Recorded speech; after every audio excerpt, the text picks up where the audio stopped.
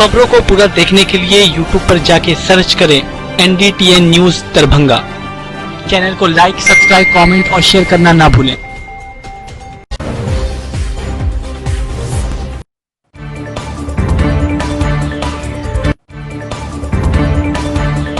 द्वितीय चरण के प्रचार समाप्ति के बाद जिलाधिकारी ने प्रेस वार्ता कर चुनाव संबंधी दी जानकारी।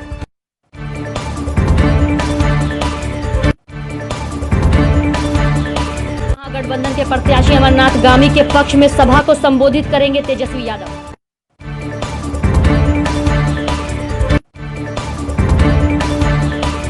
में चली गोली की घटना में एक व्यक्ति घायल, DMCH से PMCH किया गया रेफर।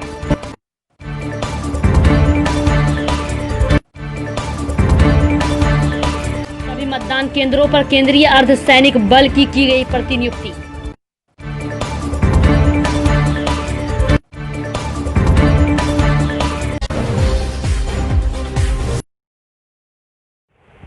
बिहार विधानसभा आम निर्वाचन 2020 के द्वितीय चरण के प्रचार प्रसार के समाप्ति के बाद जिलाधिकारी डॉक्टर त्यागराजन SM ने आयोजित प्रेस वार्ता कर जानकारी देते हुए कहा कि आगामी 3 नवंबर को होने वाले 5 विधानसभा में होने वाले चुनाव को लेकर निर्वाचन क्षेत्र 78 कुशेश्वर स्थान, 79 गौड़ा बराम, 80 बेनीपुर, 81 अलीनगर एवं 82 दरभंगा ग्रामीण में चुनाव दूसरे चरण के मतदान कराने के लिए तैयारी से संबंधी आंकड़े के बारे में बताया। गौरतलब है कि इस प्रकार द्वितीय चरण अंतर्गत 5 विधानसभा निर्वाचन क्षेत्र में स्वतंत्र, निष्पक्ष एवं भयमुक्त वातावरण में चुनाव कराने हेतु 170 सेक्टर, 1935 मतदान केंद्र, 2135 पोलिंग पार्टी, 621 PCCP एवं 50 माइक्रो ऑब्जर्वर बनाया गया है। सभी PCCP के साथ ही CAPF रहेगा। वहीं आपको बता दें कि दरभंगा जिलाधिकारी डॉक्टर त्यागराजन SM ने और क्या जानकारी दी, आइए देखते हैं। जिसको हम लोग नाव के माध्यम से ही पोलिंग पर्सन पहुंच सकते हैं। वहां पर घाट में भी प्रतिनियुक्ति की गई है और इसके लिए विशेष नाव की व्यवस्था की गई है। कुछ जगहों पर लोगों को भी जाने का नाव की व्यवस्था जरूरत पड़ रही है। इसको भी ध्यान में रखते हुए सरकारी नावों का भी वहाँ पर प्रयोग की जाएगी और हम लोग ध्यान रखेंगे। इसलिए वहाँ पर 4 बजे तक मतदान का ये परिवर्तन किया गया ताकि मतदान कर्मी वापस हो जाए, लोग भी रात में अंधेरा होने के बाद नाव का परिचालन नहीं हो। उस दृष्टिकोण से हम लोगों का अनुरोध पर निर्वाचन आयोग ने 4 बजे तक इसको टाइम कर्टेल किया है। तो सारे तैयारी वहाँ है, मतदान कर्मी पहुँचने का, मतदाता पहुँचने का एक नंबर दिए गए हैं, उसके नीचे 5 नंबर दिए गए हैं। तो जिला नियंत्रण कक्ष तो ठीक है, लेकिन वो हटवा लें अपने लिस्ट से और जो 5 विधानसभा वार जो नंबर है वही रहेगा। किसी प्रकार की शिकायत किसी को हो, इस नंबर को आप अपने माध्यम से लोगों तक पहुंचाएं, यह मेरा अनुरोध है।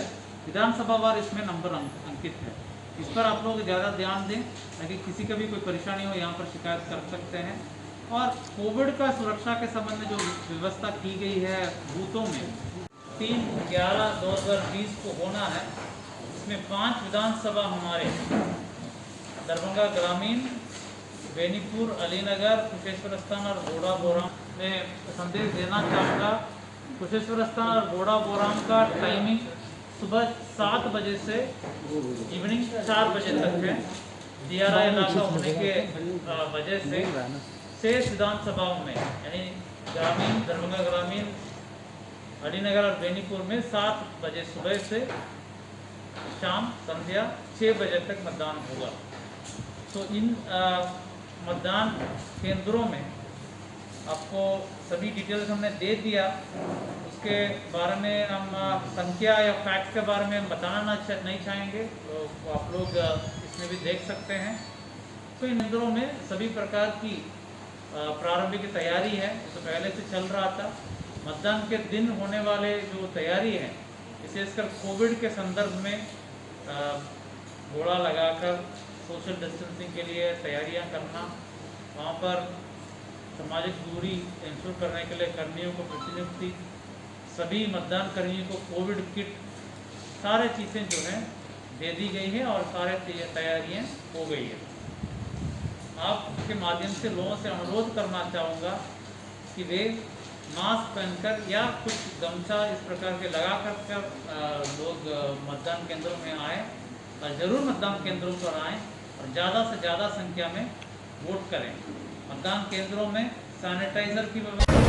सोमवार को दरभंगा शहर के इंद्र भवन फील्ड में महागठबंधन के प्रत्याशी अमरनाथ गामी के पक्ष में सभा को संबोधित करने के लिए तेजस्वी यादव दरभंगा पहुंच रहे हैं, जिसे लेकर तैयारी भी पूरी कर ली गई है, जिसे लेकर इंद्र भवन फील्ड में जनसभा को संबोधित भी करेंगे।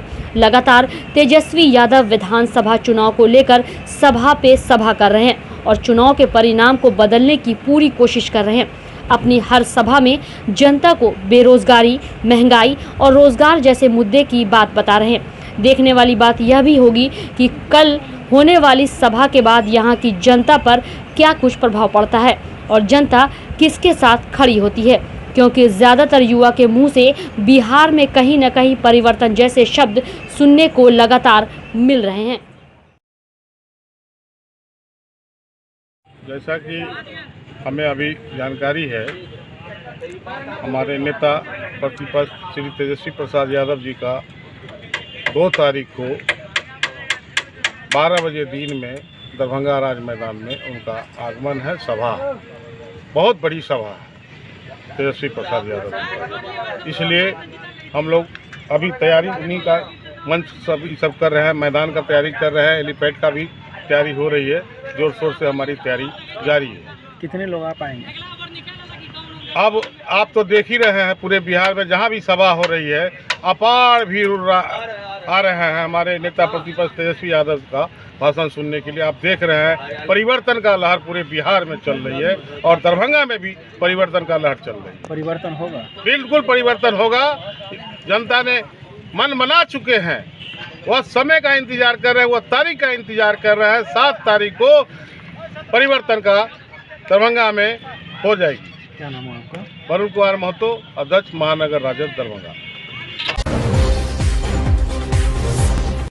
सभी 5 विधानसभा में मतदान के दिन मतदान को स्वच्छ, निष्पक्ष, भयमुक्त वातावरण में संपन्न कराने हेतु मतदान केंद्रों पर अर्धसैनिक बलों की ड्यूटी के अतिरिक्त त्रिस्तरीय सुरक्षा व्यवस्था की गई है। प्रथम सेक्टर दंडाधिकारी तथा सेक्टर पुलिस पदाधिकारी की टीम, द्वितीय सुपर सेक्टर जोन टीम, इसमें थाना अध्यक्ष तथा दंडाधिकारी के साथ पुलिस बल होंगे। तृतीय सीनियर दंडाधिकारी तथा पुलिस उपाधीक्षक रैंक के पुलिस पदाधिकारी की टीम, ये टीम प्रत्येक विधानसभा के लिए अलग होगी, जो पूरे विधानसभा क्षेत्र में सुरक्षा व्यवस्था के लिए जिम्मेवार होगी। किसी भी मतदान केंद्र पर किसी भी प्रकार की समस्या होने तथा किसी गांव टोले में किसी वर्ग विशेष के मतदाताओं को डराने, धमकाने अथवा आचार संहिता के उल्लंघन की शिकायत प्राप्त होने पर 15 मिनट के अंदर ये टीमें पहुंचकर कार्रवाई करेगी। और शांतिपूर्ण तरीके से कराने के लिए हम लोगों को मुख्यालय की तरफ से 52 कंपनी अर्धसैनिक बलों की प्राप्ति हुई है। इसके अलावा 2000 पुलिस के जवान और पदाधिकारी बिहार पुलिस के प्राप्त हुए हैं। इन सभी को चुनाव ड्यूटी में लगाया गया है। सभी मतदान केंद्रों पर स्टैटिक ड्यूटी के लिए केंद्रीय अर्धसैनिक बलों को लगाया गया है। इसके अतिरिक्त जो हमारी पीसीसीपी की जितनी पार्टियां हैं उन सभी में भी पैरामिलिट्री फोर्सेस को लगाया गया है। 5 विधानसभा में 15 फ्लाइंग स्क्वाड टीम का गठन किया गया है। इन सभी टीमों के साथ भी पैरामिलिट्री फोर्स को लगाया गया है। इसके अतिरिक्त मतदान के दिन बूथ पर पैरामिलिट्री फोर्स के अतिरिक्त त्रिस्तरीय सुरक्षा व्यवस्था की गई है, जिसमें पहला स्तर सेक्टर दंडाधिकारी और सेक्टर पुलिस पदाधिकारी की टीम रहेगी। अगर कोई भी शिकायत कहीं से प्राप्त होती है तो सबसे पहले यही टीम जाकर वहां पर उस शिकायत का निराकरण कराएगी। इनके ऊपर जोन स्तर पर थाना अध्यक्ष और एक सीनियर मजिस्ट्रेट के नेतृत्व में एक टीम रहेगी और तीसरा स्तर डीएसपी रैंक के पदाधिकारी और एक सीनियर मजिस्ट्रेट की टीम रहेगी, जो एक विधानसभा में ओवरऑल सुरक्षा बंदोबस्त के लिए जिम्मेदार होंगे। और हम लोगों ने ये व्यवस्था इस प्रकार से की है कि किसी भी बूथ पर या किसी गांव या टोला में कहीं पर भी किसी भी तरह की शिकायत अगर प्राप्त होती है, शांति को भंग करने की शिकायत हो या आदर्श आचार संहिता के उल्लंघन का मामला हो या किसी वर्ग विशेष के वोटर को धमकाने का मामला हो, तो ये टीमें अधिकतम 15 मिनट के अंदर वहाँ पहुँचकर जांच कर आवश्यक कार्रवाई करेंगी। इसके अलावा वर्तमान में जो केंद्रीय अर्धसैनिक बल प्राप्त हुए हैं उनको नाका ड्यूटी पर लगाया गया है। पूरे जिला की सीमा को सील कर दिया गया है। दिवाली के अवसर पर पटाखों से सावधानी बरतने हेतु पटाखा की दुकानों के लिए आदेश जारी करते हुए जिला दंडाधिकारी डॉक्टर त्यागराजन एसएम ने कहा कि दिवाली एवं छठ पर्व के अवसर पर काफी संख्या में पटाखा की खरीद बिक्री एवं प्रस्फोटन किया जाता है।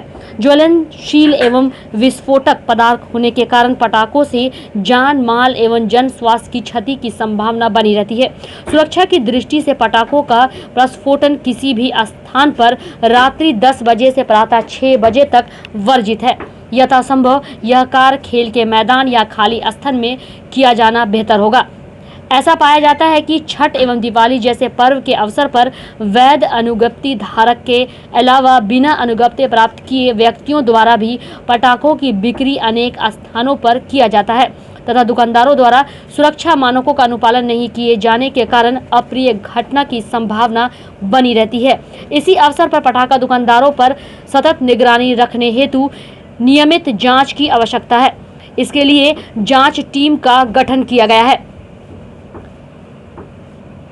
वहीं वैध अनुज्ञप्ति धारकों की सूची इस पत्र के साथ संलग्न करते हुए जांच दल को निर्देश दिया जाता है कि दरभंगा जिला में अपने अपने क्षेत्र अंतर्गत अवैध रूप से भंडारण एवं बिक्री करने वाले दुकानदारों पर आवश्यक कार्रवाई करते हुए तथा सभी वैध अनुज्ञप्ति अधिकारी के दुकानदारों का निरीक्षण करते हुए यह सुनिश्चित करे कि दुकानदारों के द्वारा विस्फोटक अधिनियम 2008 एवं अन्य सुसंगत निर्देशों का पालन किया जा रहा है या नहीं, ताकि किसी प्रकार की अप्रिय घटना न हो।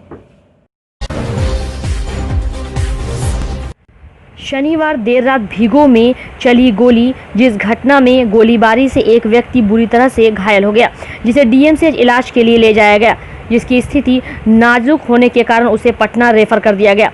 मिली जानकारी के अनुसार उक्त घायल व्यक्ति नाका नंबर 5 कोतवाली ओपी थाना लहसा निवासी अधिवक्ता नासिर हुसैन के पुत्र फहद नासिर को मोटरसाइकिल सवार अपराधियों ने गोली मारकर घायल कर दिया। घटना की सूचना मिलते ही सदर डीएसपी अनुज कुमार, लहसा थाना प्रभारी एचएन सिंह सहित अन्य दल बल के साथ पहुंचे थे। जानकारी देते हुए पूर्व पार्षद नफीसुल हक उर्फ रिंकू ने बताया कि इलाज के लिए इसे डीएमसीएच लाया गया था, लेकिन स्थिति नाजुक होने के कारण उसे पीएमसीएच रेफर कर दिया गया।